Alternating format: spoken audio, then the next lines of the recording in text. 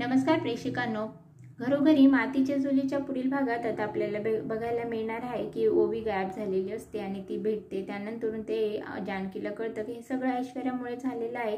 त्यावरती ऐश्वर्याला जानकी खडे बोलते आणि समजून सांगते। आता नंतर दुसऱ्या दिवशी इकडे जानकी, माई आणि ऐश्वर्या बसलेली असते, तेव्हा माई जानकीला सांगते की येणारा रविवार आपला मस्ती मजाकचा रविवार आहे, माहिती आहे ना।